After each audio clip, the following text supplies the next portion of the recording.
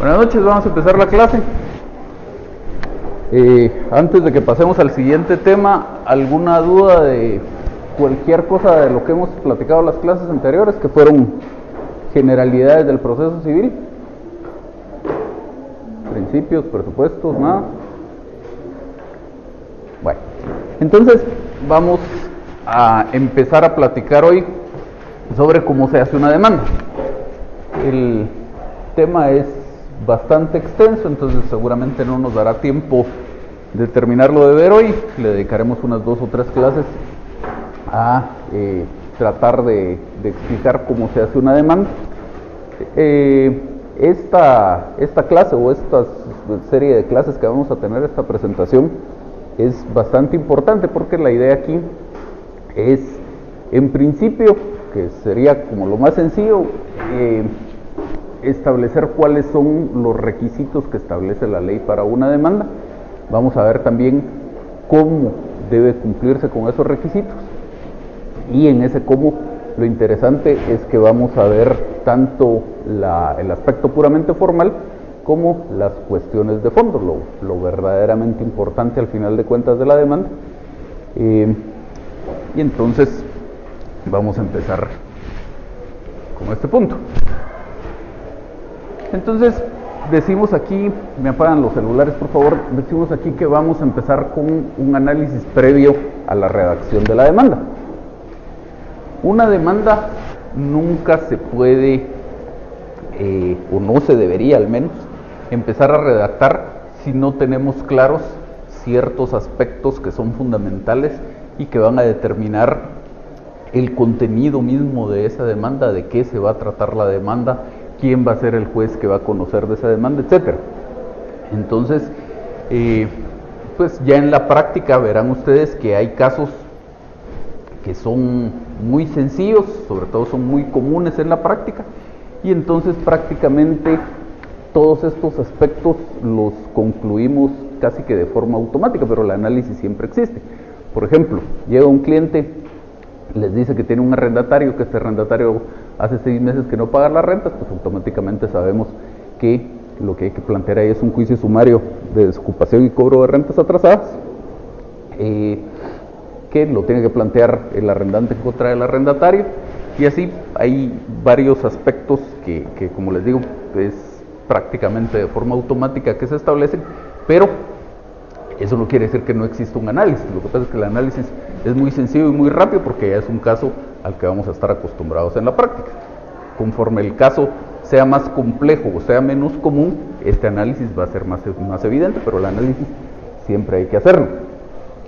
Sobre todo a ustedes que todavía están pues estudiando el curso, pónganle atención a esto y no dejen de atender el hacer este análisis, porque muchas veces vemos en la práctica, en sus exámenes, que empiezan a redactar una demanda de algún tema, lo que sea, y a medio examen se dan cuenta que a lo mejor consideran que no era eso lo que tendrían que haber planteado y medio le tratan de cambiar, pero dejan unas cosas del tema anterior y entonces se vuelven los problemas ahí. Aprovechando el tema del examen, yo siempre recomiendo que ustedes hagan un adecuado uso de su tiempo, una adecuada administración de su tiempo en el examen. Deberían, ya cuando tengamos los exámenes, dedicarle por lo menos algunos buenos minutos a hacer este análisis para estar totalmente claros de qué es lo que van a hacer. Luego pues ya la mayor parte del tiempo del examen lo dedicarán propiamente a redactar su memorial, y siempre reserven una parte al final como para revisar que todo lo que hicieron esté bien. Entonces decimos por aquí, hay que analizar algunos aspectos antes de redactar la demanda, y aquí en esta presentación los presentamos en forma de preguntas: qué, quién, cómo, etc. Y lo primero es el qué, que es la pretensión. Recordarán que en alguna de las clases anteriores dijimos que la acción tiene 3 elementos: los sujetos, el objeto y la causa.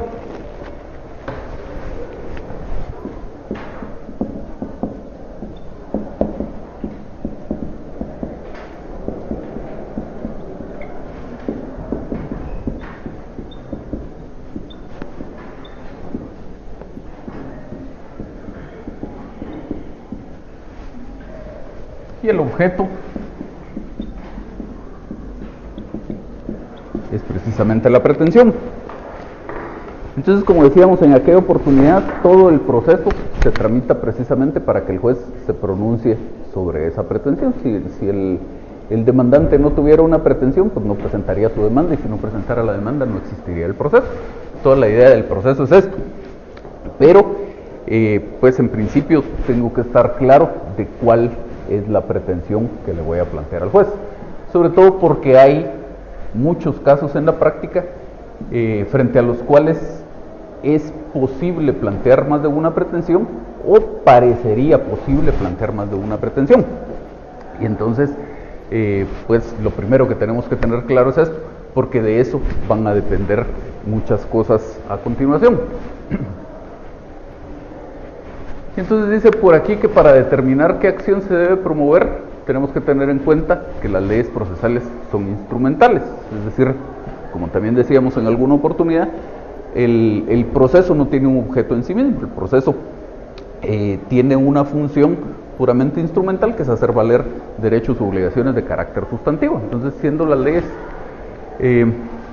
procesales puramente instrumentales, cuando pensamos en que si voy a plantear una demanda de nulidad de un contrato, o mejor una de rescisión, o mejor voy a pedir el cumplimiento del contrato, o mejor voy a pedir daños y perjuicios, o voy a hacer una combinación de dos o más de estas, etcétera.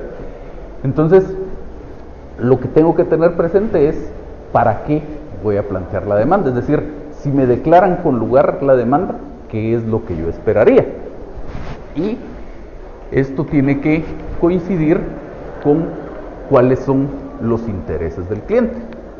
Es decir, si el cliente, por ejemplo, lo que plantea es que él quisiera que forzar a su contraparte a que cumpla el contrato, pues obviamente, aunque teóricamente sea posible plantear, por ejemplo, una demanda de nulidad de ese contrato o de rescisión del contrato, no voy a plantear la demanda porque no coincide con los intereses del cliente. Si yo obtengo el resultado en el proceso, si el juez declara con lugar mi demanda, al cliente no le sirve lo que voy a conseguir. Entonces tengo que pensar siempre en que esto sea algo que satisfaga los intereses del cliente. Y dice por aquí que siempre se debe hacer un análisis de fortalezas y debilidades de cada una de las opciones posibles. Como les digo, hay casos en los que no hay más que una posible opción de alguna demanda que plantear, pero hay algunos otros en los que es posible plantear más de alguna demanda, o por lo menos eso pareciera en apariencia, y a lo mejor haciendo un correcto análisis vamos descartando algunas posibilidades. Entonces vamos a apagar la luz porque si no van a leer esto. Ahí. Dice aquí que debe existir una relación entre la norma jurídica y el caso concreto. Las normas jurídicas, por naturaleza, son generales, y el caso concreto, obviamente, como su nombre lo dice, es particular. En las normas jurídicas, como recordarán ustedes, las normas jurídicas tienen dos partes fundamentales: un supuesto de hecho y una consecuencia jurídica. Es decir, si ocurre esto, entonces deberá ocurrir aquello. El que causa un daño o un perjuicio está obligado a repararlo, dice la ley. El supuesto de hecho es que alguien cause un daño o un perjuicio, y la consecuencia jurídica es que van a ser una obligación de reparar ese daño o ese perjuicio. Y por el otro lado, en cuanto a mi caso concreto, yo voy a tener unos hechos alegados por el actor, lo que el actor dice que ocurrió, y voy a tener también una pretensión.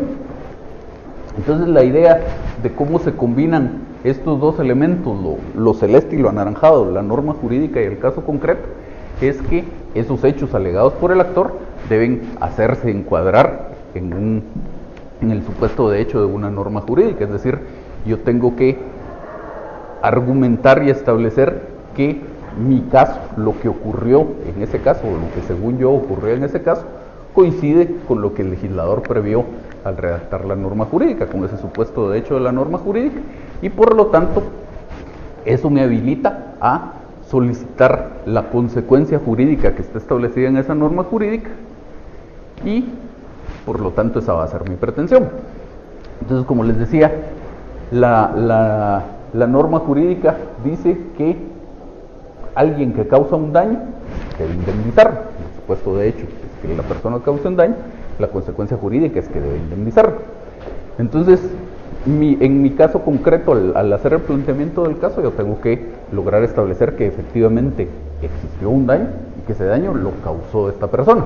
Entonces, ya tengo esta coincidencia entre los hechos alegados y el supuesto de hecho, y por lo tanto, al darse esa coincidencia, voy a poder pedir que se aplique la consecuencia jurídica, y esa va a ser mi pretensión, en este caso, que se indemnice, que se repare, que se resarza ese daño que se hubiera causado.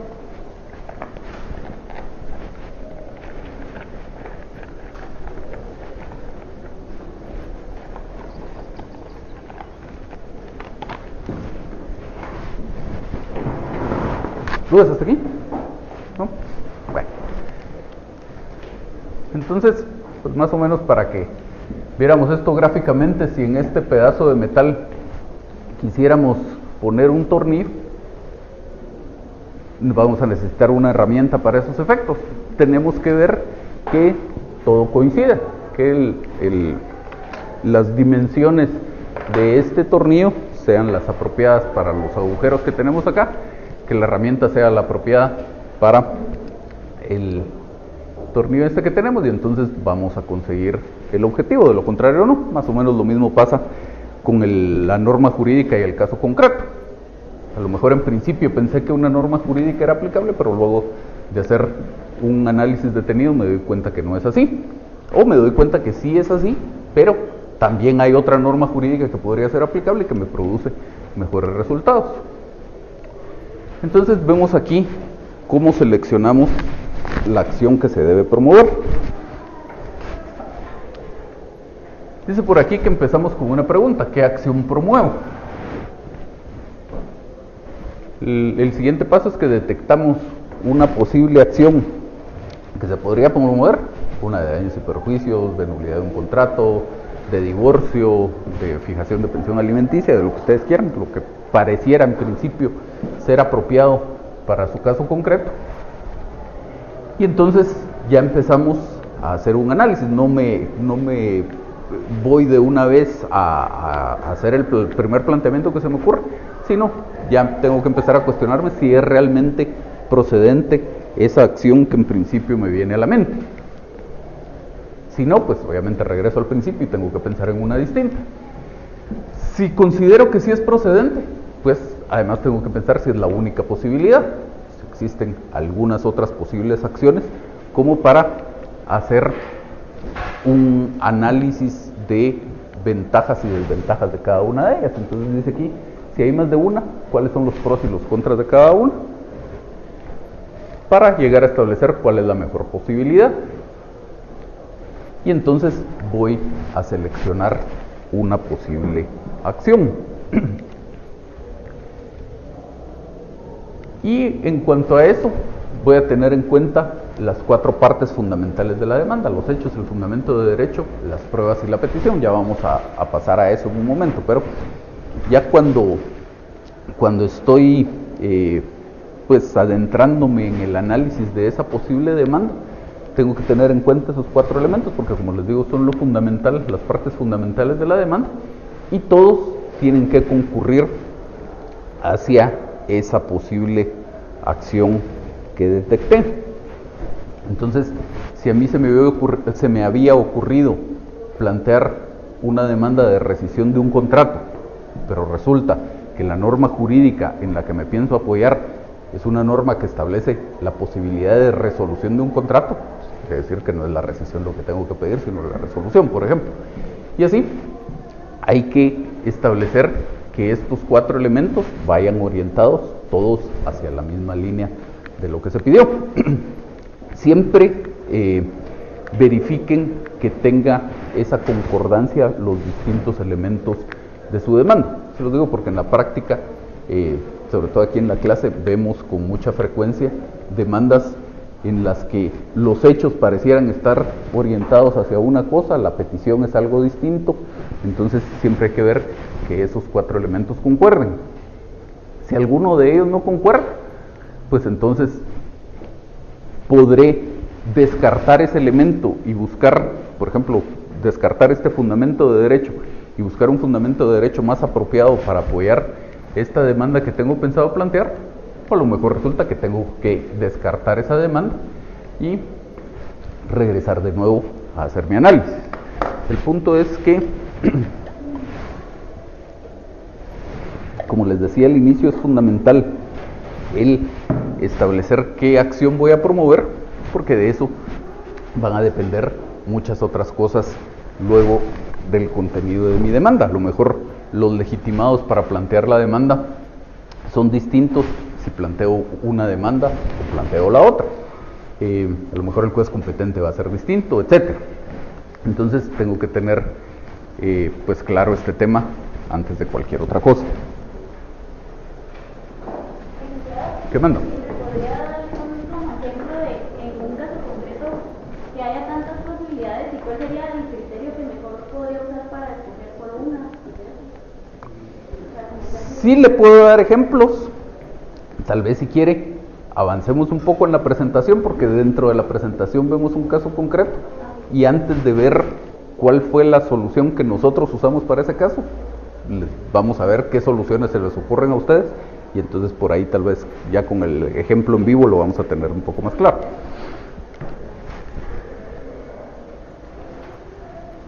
Entonces el cuánto, que obviamente hace referencia a la cuantía de la demanda que estoy pensando plantear, y eso implica en principio establecer si es un asunto de valor determinado o de valor indeterminado, y si es de valor indeterminado, cuál es su cuantía, cuál es el monto de la reclamación.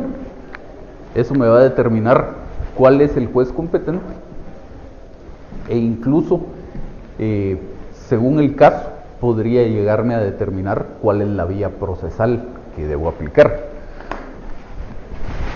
No se dan muchas bolas con esto que les voy a decir, porque el próximo semestre van a ver ustedes que la aplicación de esta norma que les voy a leer es puramente residual, solo en casos muy especiales la llegamos a aplicar, pero veamos el artículo 199 del Código. Dice: se tramitarán en juicio oral primero los asuntos de menor cuantía, segundo los asuntos de ínfima cuantía.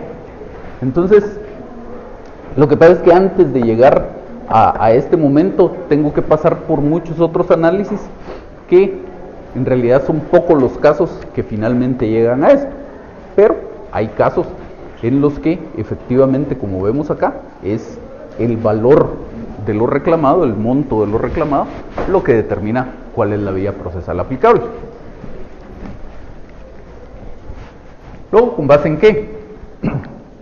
Es decir, ¿cuál es mi fundamento de derecho? Yo nunca puedo plantearle al juez una pretensión porque sí, porque se me ocurrió o porque era lo que me parecía justo.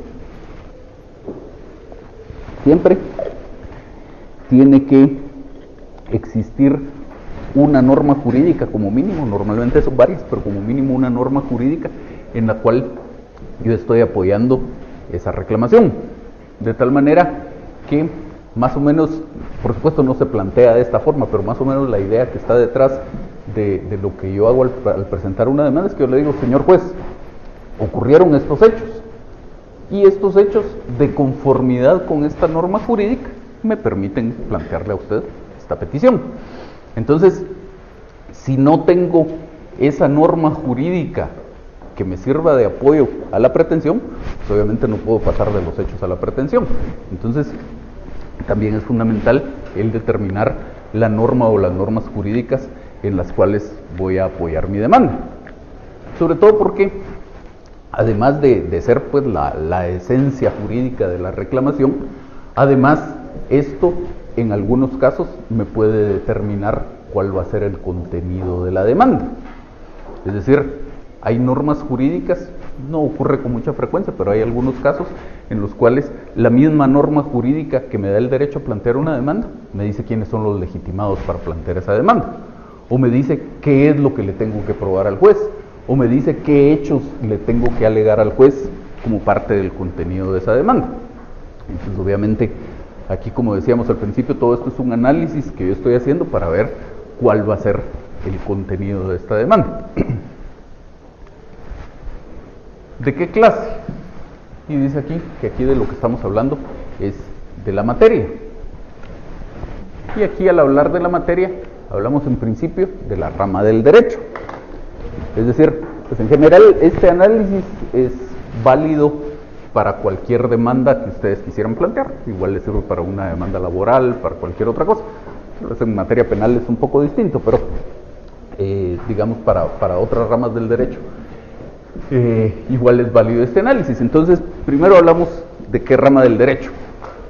E incluso si ya sabemos que estamos dentro de nuestro ámbito, dentro de lo que conocemos como el derecho procesal civil y mercantil, decíamos en alguna de las clases que aquí vemos asuntos por lo menos de tres grandes ramas del derecho: el derecho civil propiamente dicho, el derecho mercantil y el derecho de familia. Entonces, si ya sabemos que es un asunto de nuestra rama del derecho procesal que estamos tratando, pues el determinar la rama del derecho de la que estamos hablando, si es un asunto civil, si es un asunto mercantil o es un asunto de familia, me va a servir para dos cosas. Una, para determinar cuál es el juez competente. ¿Por qué?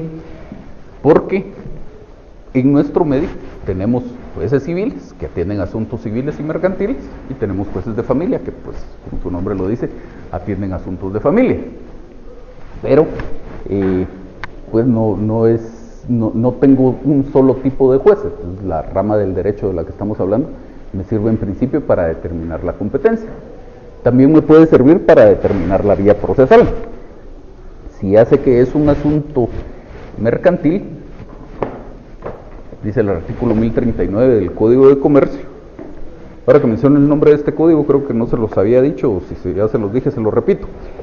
Este código se llama Código de Comercio de Guatemala, que es una diferencia que tiene con los nombres de las otras leyes. El Código Civil se llama solo Código Civil, el Código Procesal Civil y Mercantil se llama solo Código Procesal Civil y Mercantil. Este se llama Código de Comercio de Guatemala. Cuando lo citen, cítenlo con el nombre completo.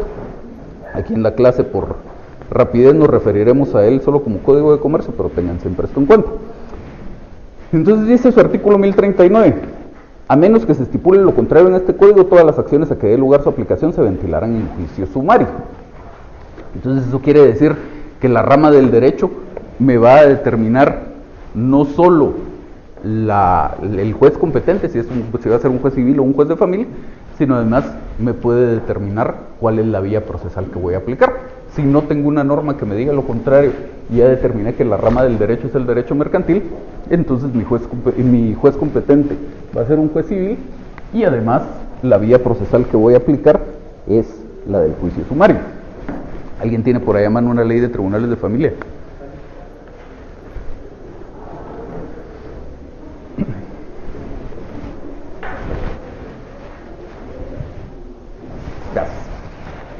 Con la ley de tribunales de familia pasa más o menos lo mismo. En principio ya les dije que existen jueces de familia.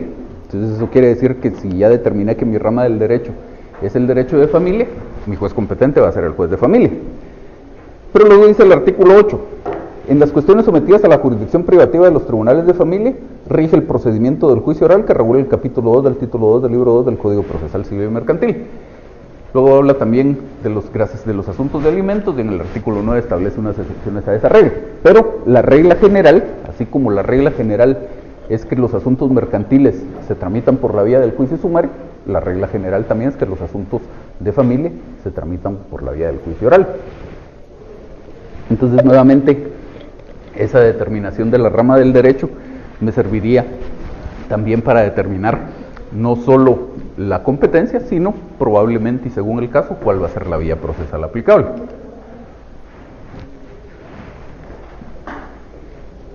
Solo les digo esto de probablemente y según el caso porque les insisto, aplicamos la materia, la vía sumaria en asuntos mercantiles y la vía oral en asuntos de familia cuando no existe una disposición en contrario. Por ejemplo, dentro del mismo Código de Comercio establece que los asuntos de competencia desleal regulados por el Código de Comercio se tramitan por la vía del juicio ordinario. Obviamente ahí me olvido de la vía del juicio sumario. O establece también que las nulidades de los acuerdos de las asambleas se tramitan por la vía del juicio ordinario. Me olvido en ese caso de la vía del juicio sumario. En materia de familia, por ejemplo, el divorcio, cuando es contencioso, cuando existe disputa entre las partes, también es un juicio ordinario. Los temas relativos a la declaración de paternidad también se tramitan en juicio ordinario, etc. Pero si no tengo una disposición especial, entonces va a ser la rama del derecho, en esos casos, lo que me determine cuál es la vía procesal que voy a aplicar. Y luego dice que tengo que hacer ese análisis de la rama del derecho, y ya establecida cuál es la rama del derecho de la que estoy tratando, tengo que ver cuál es la institución jurídica en particular.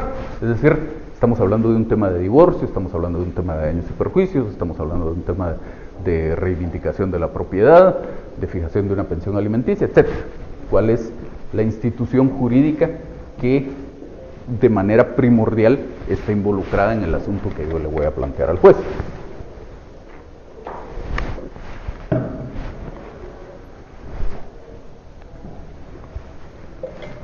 Luego, ¿quién va a plantear esta demanda? Entonces dice aquí que la respuesta a esta pregunta, por lo que estoy tratando de establecer con esta pregunta, es quién va a ser el demandante. Y eso me implica un análisis sobre la legitimación activa. Entonces vamos a hablar algo sobre la legitimación. Recordarán que hace algún par de clases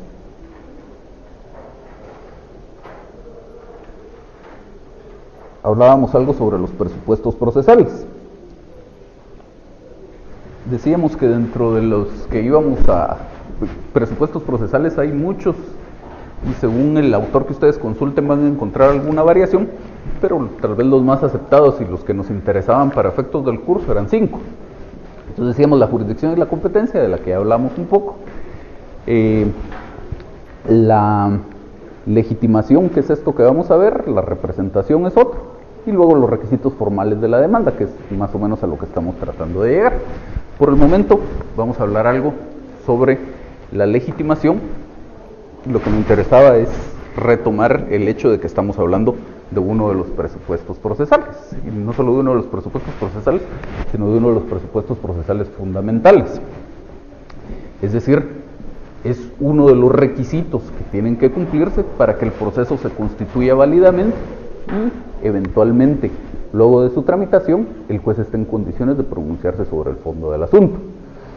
Si la demanda la plantea alguien que no es el que tendría el derecho a hacerlo, pues obviamente el juez nunca va a estar en condiciones de pronunciarse sobre el fondo de ese asunto. O si se plantea en contra de alguien que no es el que tendría que soportar esa demanda, pues lo mismo, el juez no va a estar en condiciones de pronunciarse sobre el fondo del asunto. Entonces, aquí tenemos por un lado el actor y por el otro el demandado.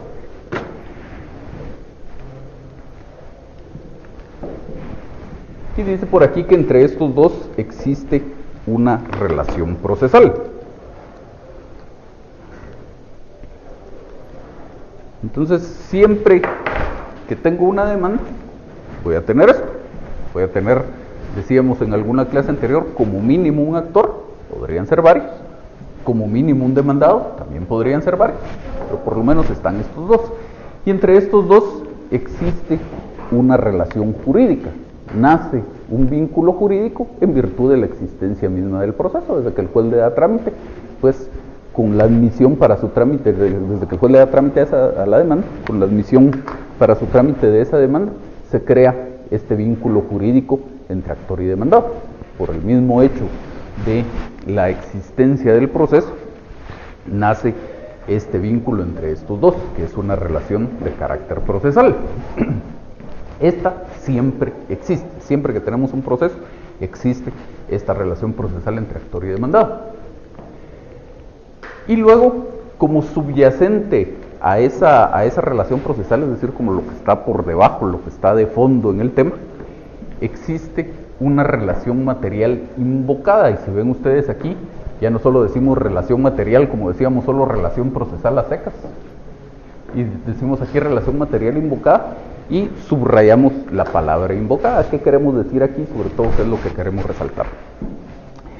En el proceso, cuando nace el proceso, cuando se presenta la demanda, el juez le da trámite y por lo tanto se crea esa relación jurídica entre actor y demandado, que es una relación procesal. Lo que tenemos hasta el momento es la afirmación del actor de que ocurrió algo y que en virtud de ese algo que ocurrió entre el actor y el demandado existe una relación jurídica existente antes del proceso, una relación de carácter material, una relación de carácter sustantivo. Entonces, hasta ese momento es una relación material invocada, es decir, es lo que dice el actor. Todavía no sabemos si es cierto o no, todavía no sabemos si lo va a poder probar o no, eso ya se verá en la sentencia. Pero lo que nos interesa en este momento, recordemos que estamos hablando de un presupuesto procesal, es cómo llegamos a que el proceso se constituya válidamente, cómo llegamos a que el proceso nazca de forma adecuada a la vida jurídica. Entonces, para examinar eso, no nos resta más que partir del supuesto de, si fuera cierto lo que dice este señor, este demandante, entonces existiría un vínculo jurídico material entre él y el demandado. Y entonces es lo que nos interesa por el momento. Entonces tenemos por aquí puros ejemplos. Según la demanda que se esté planteando, así será la relación jurídica que se invoque.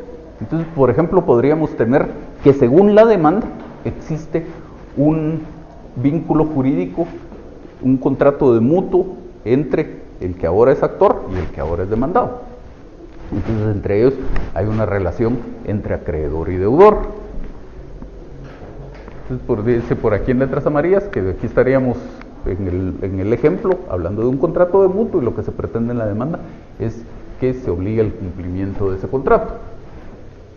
Podríamos tener que según la demanda existe una relación entre esposa y esposo, como una relación de carácter material, y entonces tenemos un matrimonio, ese es el vínculo jurídico entre las partes, y en virtud de ese matrimonio podrían pedirse muchas cosas. Un par de ejemplos por aquí: podría estarse demandando el divorcio. Otro ejemplo, podría estarse demandando la fijación de pensión alimenticia a favor de la esposa.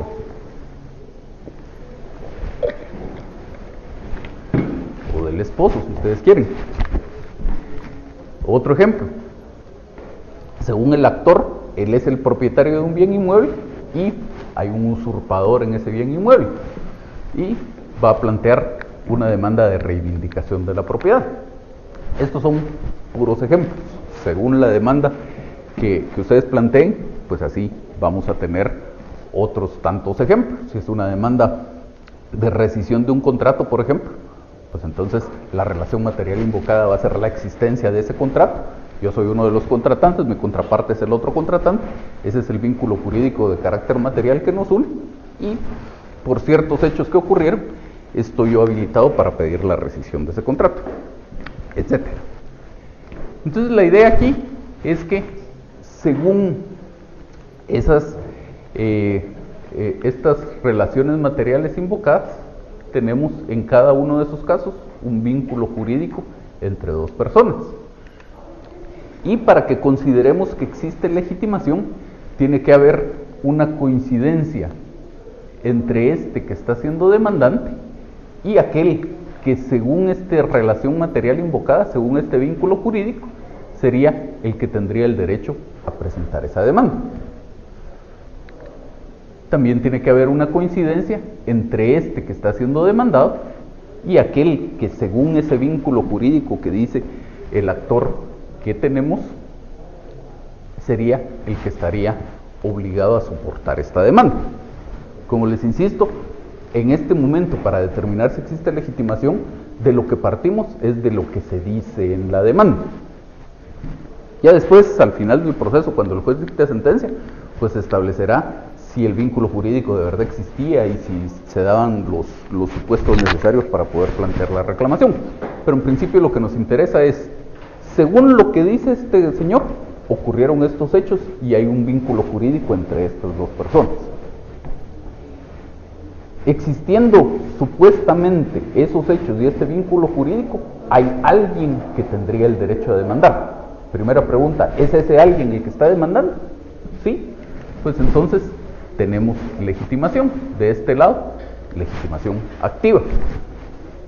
Y lo siguiente que nos preguntamos es, según estos supuestos hechos, según este vínculo jurídico, supuestamente según lo que ocurrió, ¿hay alguien en contra de quien se podría plantear esa reclamación?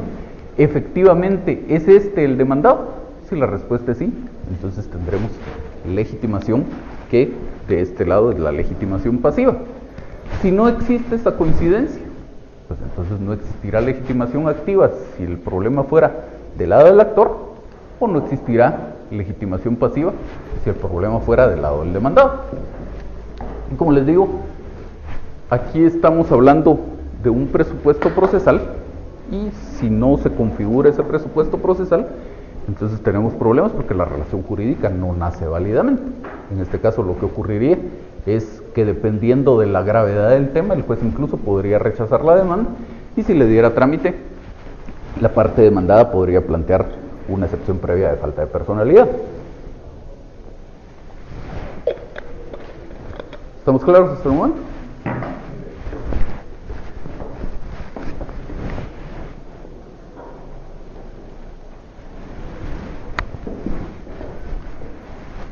Entonces dice aquí, ¿en contra de quién? Que ahora es la otra cara de la misma moneda, el otro aspecto de la misma relación. ¿Quién va a ser el demandado? Y esto nos implica un análisis sobre la legitimación pasiva, que era lo que ya veíamos en la otra presentación. Es decir, según estos hechos invocados, ¿en contra de quién es que debería plantearse esta reclamación? Luego, ¿ante quién? Y eso lo que quiere decir es que tengo que determinar ante qué juez voy a presentar esta demanda. Y eso, por supuesto, implica un análisis de la competencia. Yo voy a presentar una demanda y obviamente tengo que presentar esa demanda ante el juez que yo considero competente. Sería ilógico que yo presentara una demanda ante un juez que considero incompetente, porque nuevamente la competencia es un presupuesto procesal. Si el tema de la competencia no está bien, pues entonces no se configura este presupuesto procesal, la relación jurídica no se constituye válidamente. Recordarán, cuando hablábamos de estos presupuestos procesales, decíamos que la jurisdicción y la competencia están íntimamente ligadas.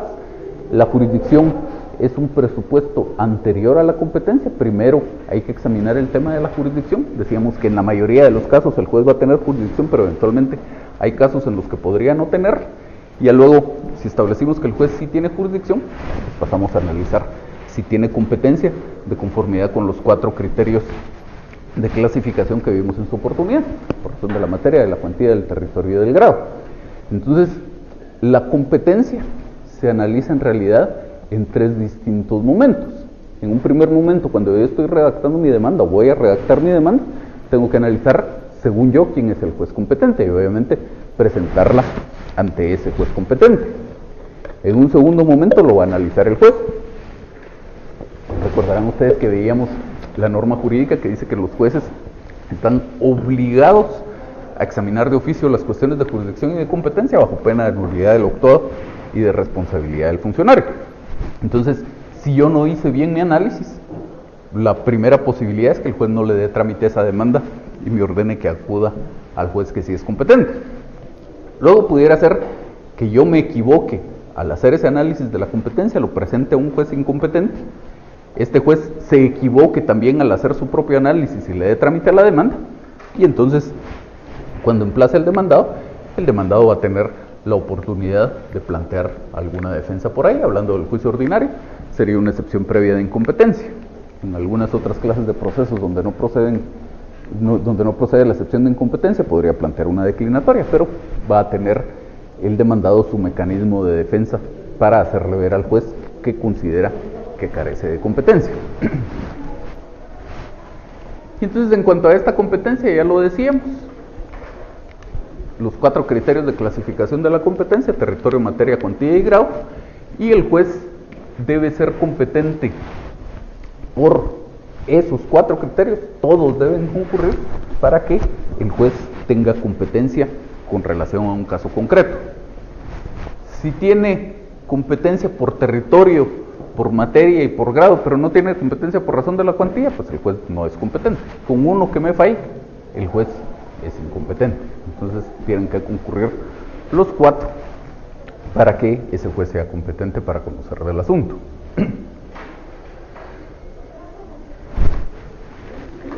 Luego el cómo, que dice aquí, que es un análisis de la vía procesal. ¿Cuál es la tramitación que va a tener este asunto? Es decir, salud. Estamos hablando en principio la clasificación de los procesos. Esto que voy a plantear es un proceso de conocimiento, es un proceso de ejecución, es una de esas cosas raras que no caben en ninguna de estas categorías. Aquí, como todavía estamos hablando de temas generales, es por ejemplo un asunto de jurisdicción voluntaria, o es un proceso sucesorio, o es son unas diligencias de prueba anticipada, o es lo que conocemos como un proceso cautelar, etc.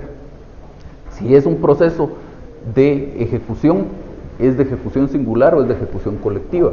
Si es de ejecución singular, es una ejecución en vía de premio, es un juicio ejecutivo, es una ejecución especial, es una ejecución de sentencia, ¿qué es?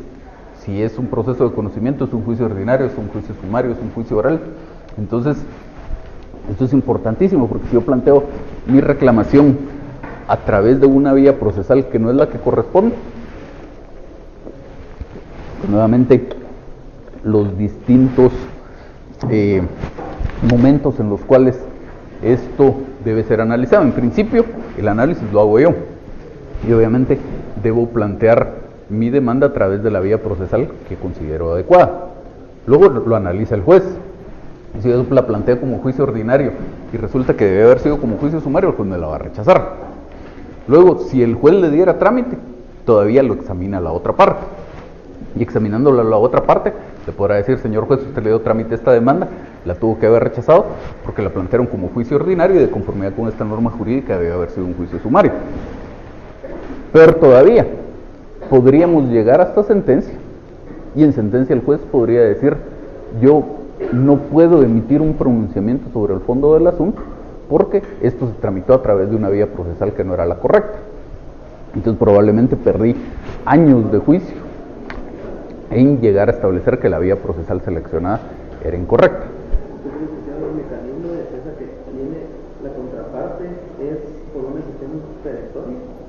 ¿O cuál es el mecanismo que tiene la contraparte para decirle al juez que no es la vía procesal correcta? Tendría que impugnar la resolución que le da trámite a la demanda. Tendría que plantear un recurso de revocatoria en contra de esa resolución.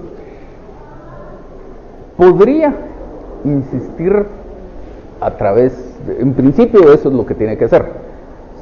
Si esto no le produce un resultado favorable, si le declaran sin lugar su impugnación, podría tratar de insistir a través de una excepción perentoria. En el fondo eso no es materia de una excepción perentoria, porque yo no estoy atacando el fondo del asunto, pero sí como para dejar sembrada la idea de que el juez no puede válidamente emitir un pronunciamiento sobre el fondo del asunto. Y entonces, al llegar a sentencia, pues como en sentencia tiene que resolver mi excepción perentoria, podrá decir: pues efectivamente esto no es una excepción perentoria, pero del análisis que este señor me está presentando, me doy cuenta que tiene razón, que esto no se debió haber tramitado por esta vía procesal, y entonces yo como juez me abstengo de emitir ese pronunciamiento. ¿Qué más? En el caso que usted decía, si se llega al final, ¿verdad? Y ya no puede resolver el juez por lo mismo que, bueno, la primera parte, como no se da cuenta y nadie se da cuenta al final, la culpa es del que demandó, ¿no? La culpa es del que mandó, sí, por supuesto. Porque todo eso pues, va a llevar representado económicamente, pues lleva un gasto, pues. Sí, sí, sí. ¿Quién es el que responde por eso? El que mandó. Sí, pero ¿el que responde en qué sentido? Pues primero económicamente, ¿verdad? Porque todo esto, el juez también como que todo lleva como que dinero ilícito, pues. Ajá, pero Ajá, claro.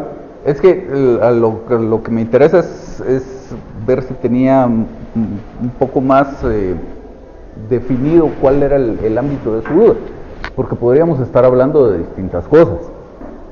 Podríamos estar hablando en principio de las costas procesales.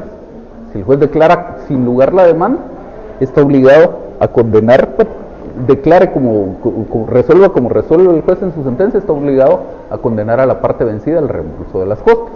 Si declara sin lugar la demanda, obviamente la parte vencida es la parte actual y por lo tanto tendrá que condenar al pago de las costas. Lo decía por ahí su compañero, daños y perjuicios. Daños y perjuicios causados por quién y sufridos por quién. Porque pudiera ser que el demandado considere: a mí, con la existencia de este proceso, me causaron daños y perjuicios, entonces voy a demandar el resarcimiento de esos daños y perjuicios. Especialmente cuando se ejecutó alguna medida precautoria en el proceso. Dice el artículo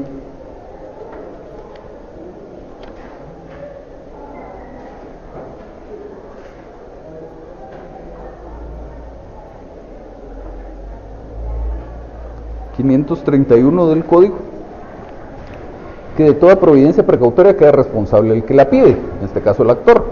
Por consiguiente, son de su cargo las costas, los daños y perjuicios que se causan, y no será ejecutada tal providencia si el interesado no presta garantía suficiente a juicio del juez que conozca del asunto, etc. Entonces, el que se haya ejecutado una medida precautoria y que eventualmente se declare sin lugar la demanda, veamos como complemento de esto el 532, tercer párrafo. Dice: los primeros párrafos se refieren a algunos supuestos en los que al inicio no tengo que otorgar una garantía si pido una medida precautoria, y luego dice: sin embargo, en los casos de anotación de demanda, intervención judicial, embargo o secuestro que no se originen de un proceso de ejecución, el demandado tiene derecho a pedir que el actor preste garantía suficiente a juicio del juez para cubrir los daños y perjuicios que se le roguen si fuere absuelto. Entonces, ya el código deja muy clara la idea de que si declaran sin lugar mi demanda y yo pedí medidas precautorias, el demandado eventualmente me podrá pedir un resarcimiento de daños y perjuicios. Ahora, también pudiera ser que, por ejemplo, declararon, el juez no entró a conocer el fondo del asunto porque la vía procesal seleccionada es incorrecta, y resulta que esto es imputable a un claro error del abogado del demandante. O sea, no es que sea un punto dudoso de derecho y que hay muchos casos que se han tramitado como juicio sumario y por eso yo lo planteé así, y ahora resulta que el juez consideró que era ordinario. Estaba clarísimo que la vía procesal era errónea. Y luego resulta que encima de todo, en la tramitación del proceso nos tardamos 3 años, la obligación que se estaba reclamando estaba sujeta a un plazo de prescripción, opera la prescripción y por lo tanto este demandante, que era mi cliente, pierde su oportunidad de hacer su reclamación. Entonces, usted como abogado, también en general cualquier profesional, pero lo que nos interesa en este momento es el abogado, usted como abogado debe responder por los daños y perjuicios, dice el Código Civil, que cause a su cliente por negligencia inexcusable o por ignorancia inexcusable. Entonces, si era clarísimo que la vía procesal, que el abogado, porque eso no lo dice el cliente, pues el cliente no le dice a usted, demándeme esto y lo demanda como juicio ordinario, eso lo define usted. Entonces, si era clarísimo que la vía procesal que usted como abogado seleccionó era incorrecta, su cliente le podrá reclamar incluso un resarcimiento de daños y perjuicios.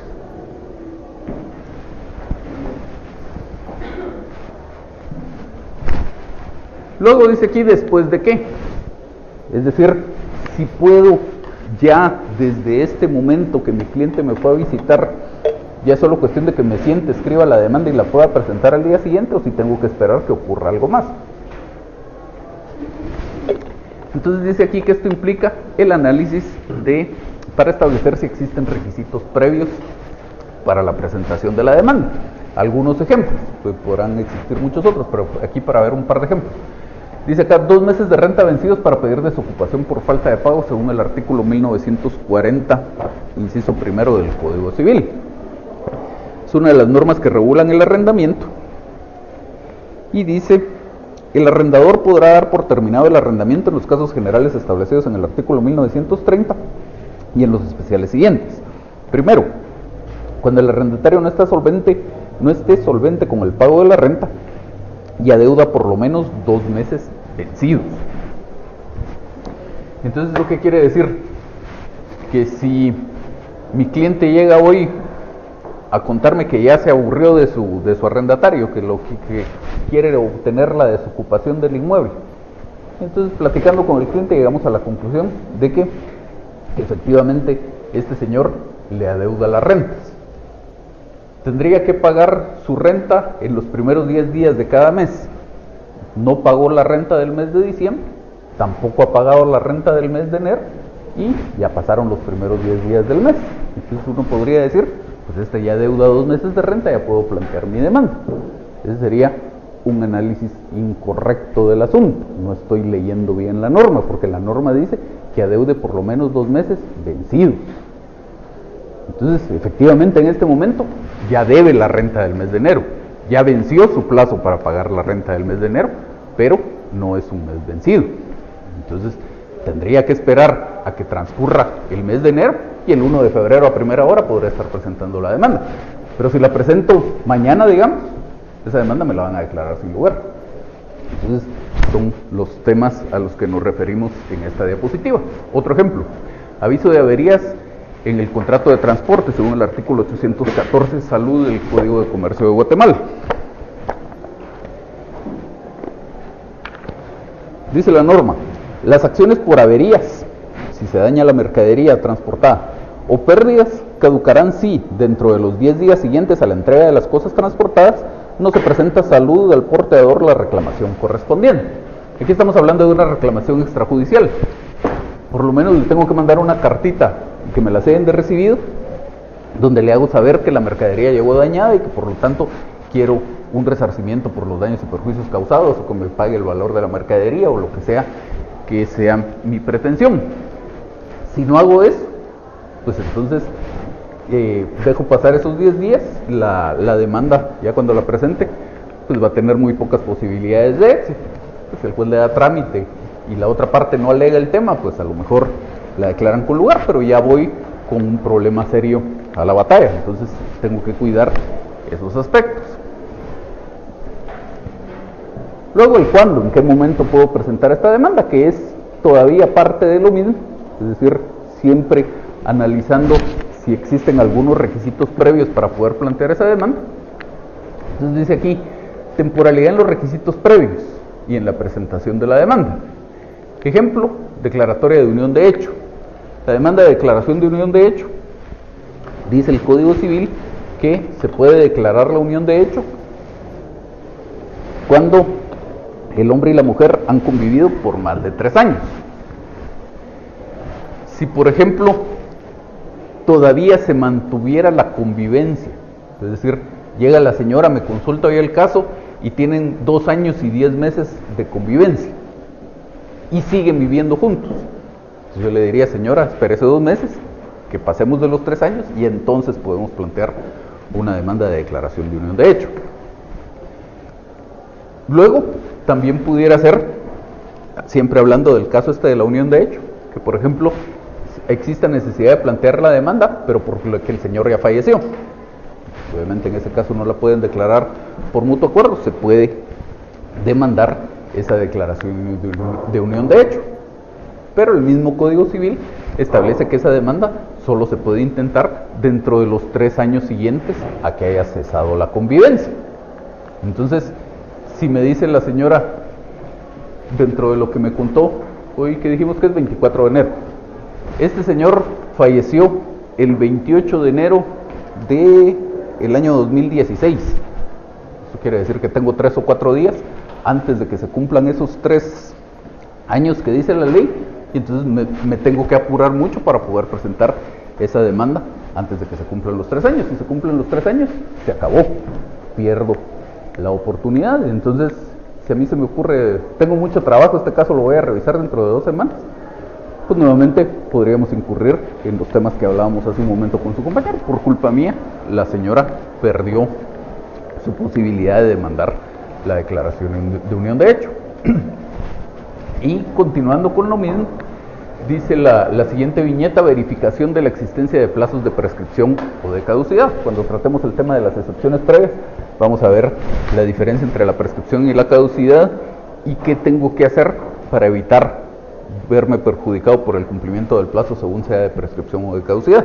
Pero siempre, desde el mismo momento que el cliente me consulta su caso, tengo que establecer si este caso está afectado por un plazo de prescripción o de caducidad, porque entonces, si acepto el caso, tengo que tener presente qué es lo que tengo que hacer antes de que se cumpla el caso. Si nos quedamos con el mismo ejemplo de la señora, si la señora me dice es que el señor falleció el 28 de enero del 2016, yo podría decir, pues bueno, tengo tiempo hoy, me dedico hoy en la noche a hacer la demanda, la presento mañana temprano y no tengo problema. O podría decir, definitivamente no tengo tiempo, yo este caso lo podría ver hasta finales de la próxima semana, y ya para entonces no sirve, no recibo el caso. Entonces son los aspectos que habría que cuidar siempre por ahí.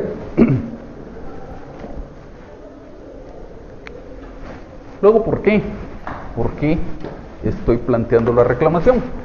Y nuevamente, si vemos aquí los elementos de la acción, decíamos que son sujeto, objeto y causa. La causa son los hechos. El por qué. ¿Qué es lo que pasó que, según yo, me habilita a formular esta pretensión, a plantearle esta pretensión al juez? Entonces, dice por aquí que hay que hacer un análisis de qué hechos deben hacerse constar en la demanda.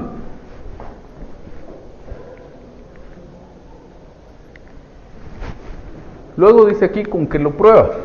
Obviamente, las pruebas.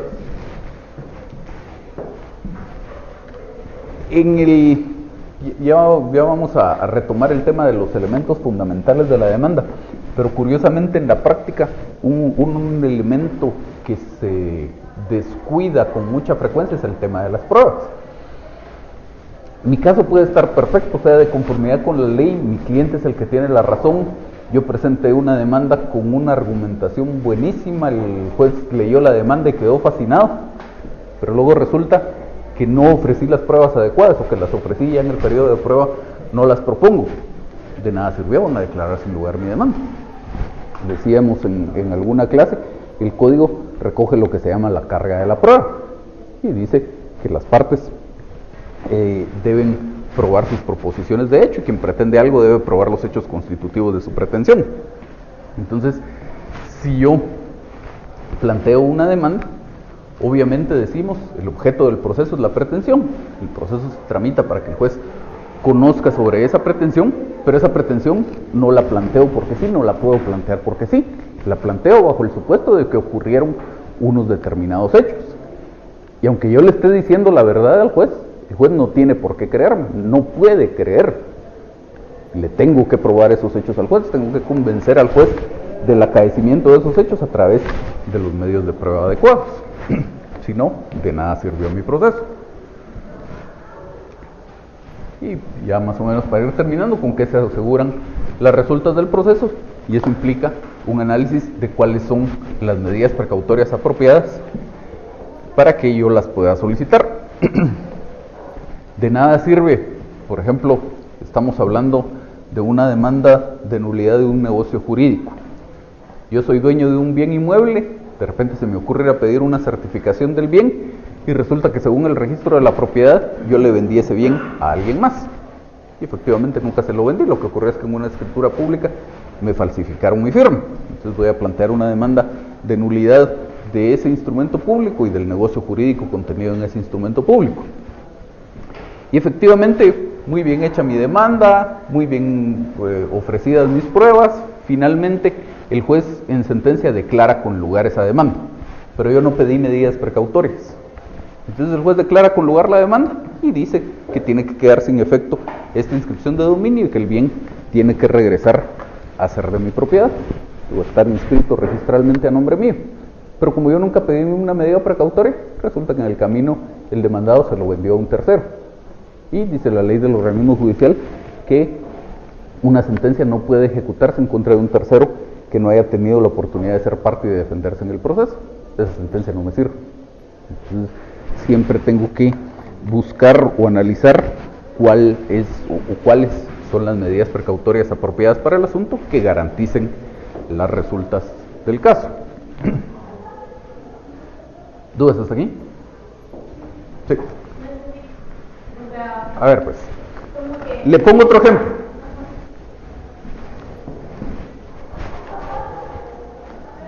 Yo le debo dinero a usted.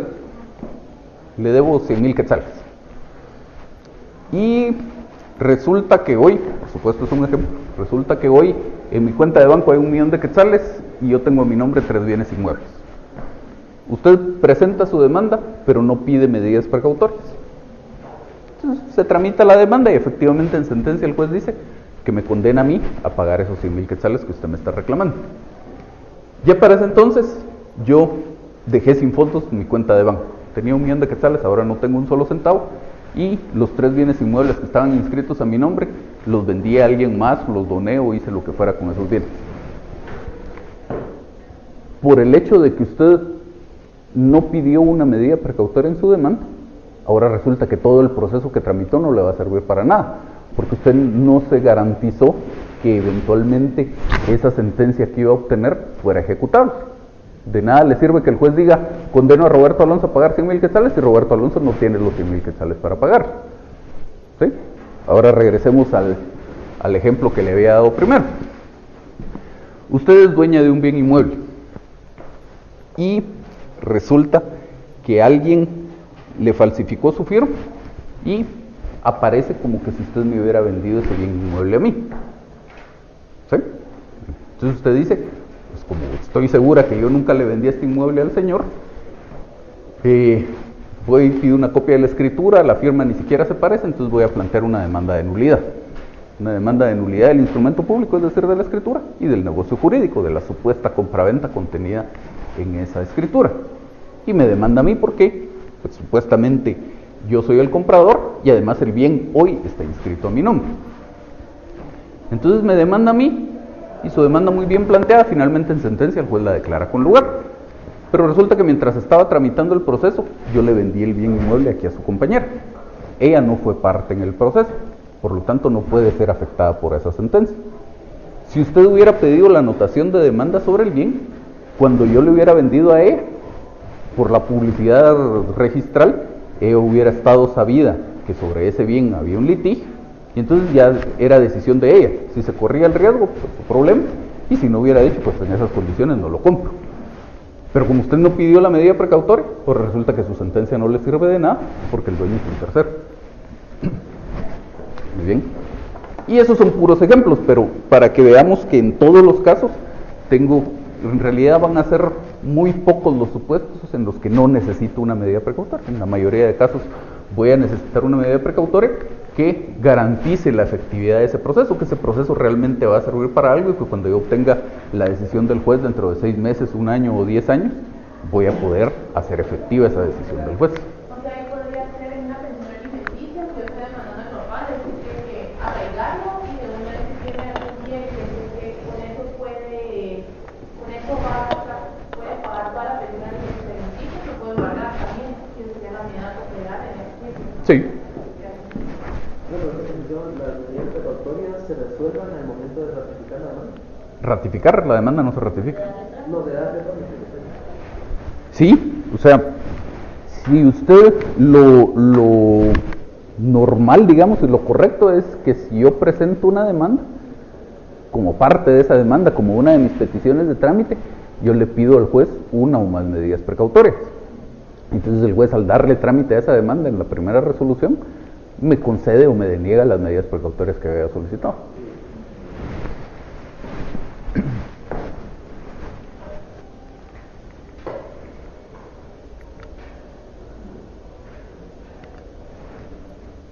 Aquí. Entonces, Siguiendo con el tema, pasamos a platicar de los requisitos de la demanda. La demanda tiene solo 4 requisitos. Hechos, fundamento de derecho, pruebas y petición. Esos son los requisitos de la demanda, lo establece el artículo 106 del Código.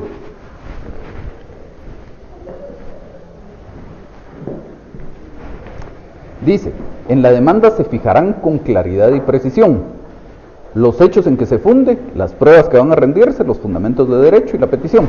4 cosas, nada más. A esas 4 cosas les es aplicable los calificativos, o les son aplicables los calificativos que hace al principio de la norma, con claridad y precisión.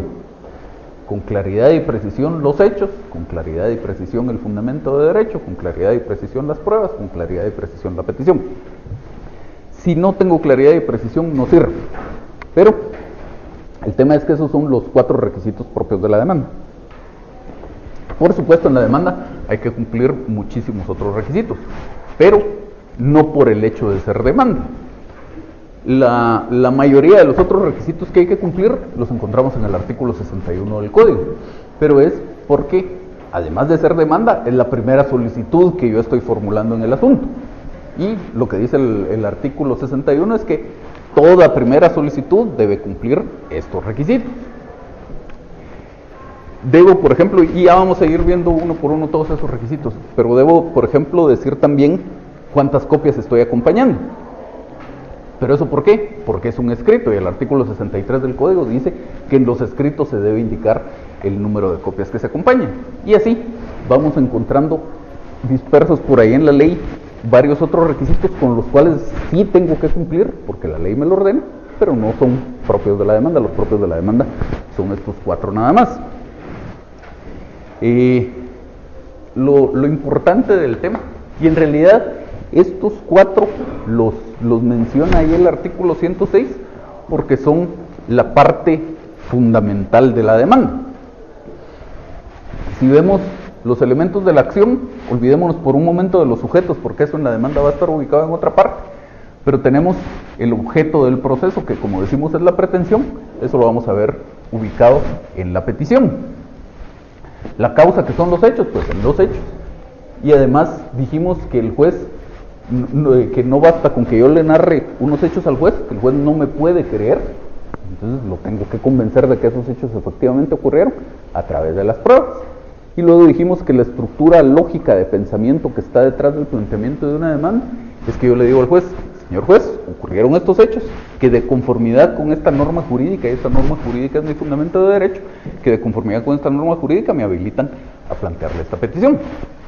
Entonces, en esa secuencia lógica, pues los hechos, me sirve el apartado de hechos y el apartado de pruebas en cuanto al acaecimiento de esos hechos. Luego, la norma jurídica que me habilita, que es el fundamento de derecho, y la petición, que es lo que yo voy a requerir, o el para qué estoy planteando el proceso. Entonces, esos son los 4 elementos fundamentales. Hay, como decíamos, otro montón de requisitos que deben cumplirse. Muchos de esos incluso no tienen alguna utilidad práctica. Hay que cumplirlos porque ahí lo establece la ley, pero vamos a ver que muchos de ellos ni siquiera tienen una verdadera razón de ser. El problema es que la ley los establece como requisito. Ya decíamos en la clase anterior qué pasa si yo incumplo alguno de los requisitos, el artículo 109 del Código. Los jueces repelerán de oficio, es decir, van a rechazar, no le van a dar trámite a las demandas que no contengan los requisitos establecidos por la ley. ¿Qué requisito? Cualquiera. Desde el más simple, desde el más sin importancia, el juez tiene que rechazar la demanda expresando los defectos que han encontrado. Entonces, por supuesto le tengo que poner especial dedicación a estos 4 aspectos porque esa es la verdadera esencia de la demanda, pero de nada me sirve que esto vaya perfecto si no le puse lugar y fecha y por lo tanto el juez me lo va a rechazar. Entonces, aunque todo lo demás pareciera no ser tan importante, también tenemos que tener especial cuidado en cumplir esos requisitos y cumplirlos bien, porque si no, igual me van a rechazar la demanda. ¿Vamos bien hasta aquí? ¿Qué mando? En el caso de las medidas precautorias, Ajá. si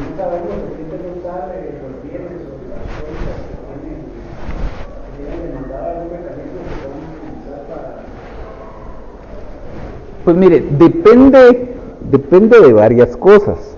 Depende en principio de qué es lo que usted está demandando.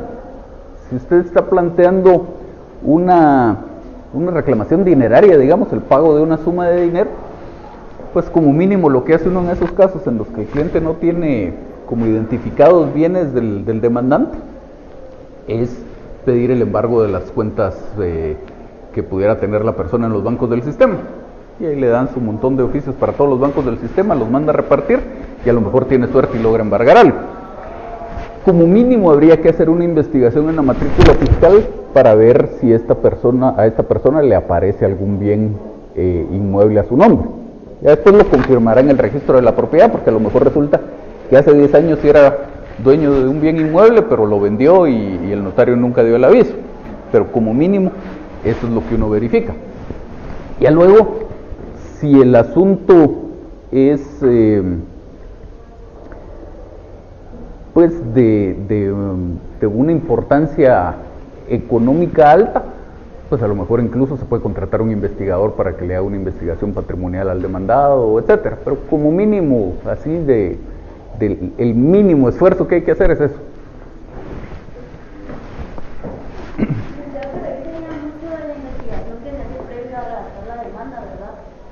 ¿Perdón? Ahí sería mucho de la investigación que hace el abogado previo a redactar la demanda, porque así como si quiero saber qué bienes tendrá esa persona, puedo ir al notario a mi exacto. Ajá. Y eso sería como el trabajo del abogado, de verdad tener como sustentado qué es lo que... Así es, que es lo que le decía a su compañero, que como mínimo eso, investigar en la matrícula fiscal si hay algunos bienes que le aparezcan a esta persona. Si me aparecen algunos bienes, lo confirmo en el registro de la propiedad que sigan siendo de esta persona, y como mínimo pido el embargo de las cuentas. Pues ya dependiendo del caso, a lo mejor es necesario algo más e incluso podemos contratar un investigador para que ubique algunos otros bienes. Entonces, perdón, se me pasó esto por acá. Entonces decía que ahora ya vamos a empezar a ver, dice por acá, los aspectos formales de la demanda de otros memoriales. Ya vamos a empezar a ver los requisitos en particular que establece la ley para todos estos temas. Y vamos a tratar de ir viendo esto junto con una demanda de la vida real, de un caso concreto. Entonces vamos a ir viendo en qué norma jurídica está establecido cada uno de los requisitos. Vamos a platicar algo de cómo se cumple con ese requisito y ya luego lo vamos a ver pues planteado en una demanda cómo se cumpliría el requisito este. Entonces les cuento más o menos el caso de qué se trataba. Esta era una sociedad que era dueña de un bien inmueble. El bien inmueble lo hipotecó a favor de un banco. Luego no pudo pagar, el banco le remató y finalmente se le adjudicó el bien inmueble a este banco. Luego resulta que pues mejoró la situación económica de estas personas y estuvieron en condición de buscar recomprar el bien.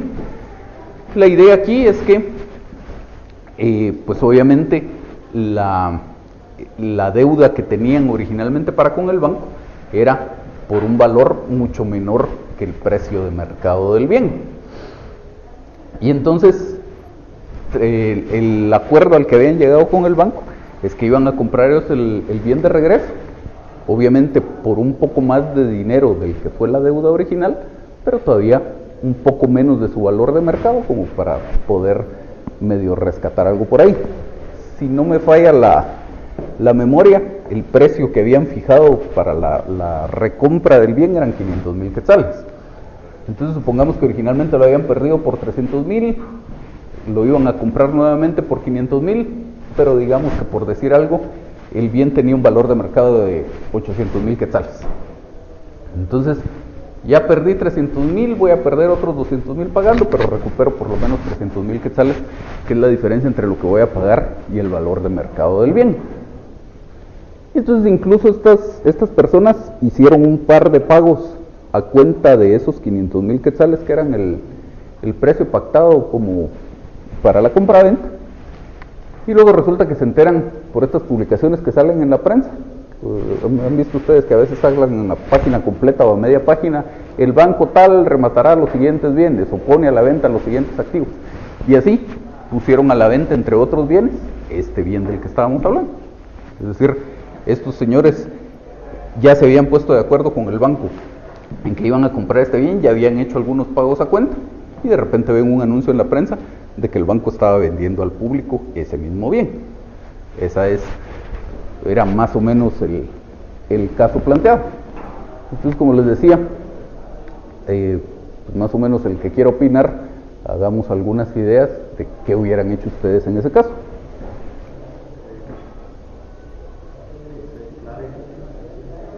¿Que se declare? La existencia del contrato de compraventa ya había pasado. Ajá. Muy bien. ¿Usted? Primero verificar el contrato con el cual le habían llegado al acuerdo para volver a comprar el bien. Ahí tendría que ver, no estoy segura, pero una excepción de transacción. No, porque digamos lo que ocurre aquí es que no hay demanda. Y entonces la excepción de transacción lo que le dice es, si usted y yo tenemos un pleito, nos ponemos de acuerdo en la solución a ese pleito, y entonces pues ya definimos que la solución es esta, y luego ya la demando a usted, entonces usted puede plantear una excepción previa de transacción para decir, señor juez, usted ya no se puede pronunciar sobre este asunto porque ya nos pusimos de acuerdo al respecto. Pero en este caso ni siquiera había proceso. ¿Alguien tiene alguna idea distinta? ¿No? Pues entre otras cosas podría haberse demandado. La idea que planteaban aquí es correcta, eso se puede hacer y de hecho eso fue lo que se hizo en este caso. Pero otra cosa que podría haberse hecho, por ejemplo, era demandar la resolución del contrato de compraventa que yo ya tenía con este banco para que me devuelvan mis pagos que hice a cuenta. Es una opción. Alguien preguntaba ahí, pues entonces deme un ejemplo de algún caso en el que se pueda más de una cosa, pues este sería un ejemplo. ¿Cómo decido cuál de las dos? Pues tengo que ver las ventajas y desventajas de cada una. Puestos en este supuesto, si yo simplemente voy con el banco y le digo, mire, señores del banco, ustedes me habían ofrecido en venta este bien, yo ya les pagué 100,000 quetzales a cuenta del precio, y ahora ustedes lo están vendiendo al público, quiero que me devuelvan mi dinero. Con toda seguridad el banco me va a devolver el dinero. Entonces, a lo mejor la demanda en ese caso hasta ni siquiera sería necesaria. Pero yo gano muchísimo más forzando al banco a que cumpla ese contrato de compraventa que ya existía entre las partes, porque está esa diferencia entre los 500,000 quetzales en que me lo ofreció y el valor real de mercado del bien, que si simplemente pido la devolución de mi dinero. Entonces, haciendo ese análisis de qué es lo mejor para el cliente, en algunos casos es el mismo cliente el que más o menos los orienta de qué es lo que a él le interesaría en este caso. Pero en este caso, si el cliente simplemente les presenta la situación y les dice, ¿qué puedo hacer, licenciado? Pues usted le dirá, tengo por lo menos estas dos opciones, yo le recomiendo esta por estas razones. Y por ahí más o menos va la historia de esto. ¿Qué manda? En el caso de la devolución del dinero, se podría pedir algún daño y perjuicios. Lo que pasa es que, sí, en principio sí. Lo que pasa es que los daños y perjuicios en nuestro medio son instituciones jurídicas que están establecidas en general, hay sus excepciones a la regla, pero en general están establecidas como un mecanismo de resarcimiento. Es decir, no es como las demandas que ustedes ven en la televisión y que efectivamente hay casos así en los Estados Unidos que simplemente porque a alguien se le ocurrió presenta una demanda por un montón de millones de dólares. De hecho hay un caso curioso, en alguna oportunidad lo tuvieron que analizar algunos compañeros de años anteriores suyos, un caso en el que un señor lleva su traje a la lavandería y le pierden el traje o le pierden el pantalón del traje y presenta una demanda, creo que era como por 54 millones de dólares o una cosa por el estilo. Obviamente le declararon sin lugar la demanda, pues, pero ese tipo de cosas tal vez no tan burdas como eso, pero sí se ven pues en otras legislaciones, reclamaciones que pues a mí se me ocurrió que eso es y eso reclamo. En nuestro medio, lo que la ley permite es un resarcimiento de los daños y perjuicios, es decir, que le repongan a usted el daño, lo que estaba en su patrimonio y usted perdió, o que le repongan el perjuicio, las ganancias lícitas que dejó de percibir. Entonces usted podrá plantear una demanda de daños y perjuicios, pero tiene que probar que efectivamente sufrió un daño, que efectivamente sufrió un perjuicio, cuál es el monto del daño, cuál es el monto del perjuicio. Y a lo mejor no lo va a poder establecer. Entonces, pues ahí se pierde un poco la idea. ¿Sí?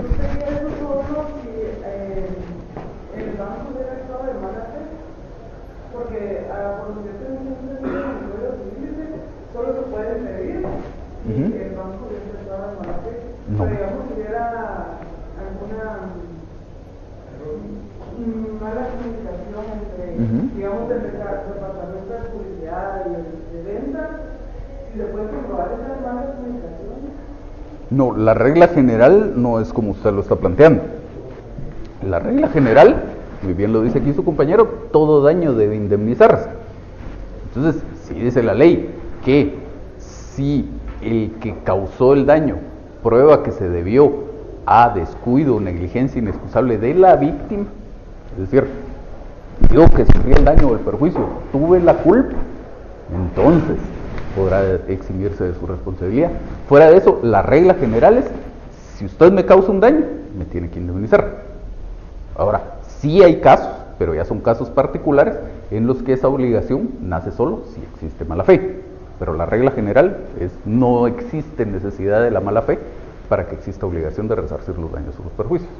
Ahora, puede eximirse, por ejemplo, por un caso fortuito, etcétera, pero ya digamos en este caso del banco, si fue el empleado al que nunca le reportó a su jefe que ya había llegado a un acuerdo con esta sociedad para vender el bien, ese es el problema del banco y lo arreglará con su empleado. Si quieren que lo despidan o si quieren que el banco lo demande a él, ya es problema de ellos. Pero si yo logro establecer, como hablamos aquí su compañero, que esto me causó un daño o que me causó un perjuicio, perfectamente lo puedo reclamar.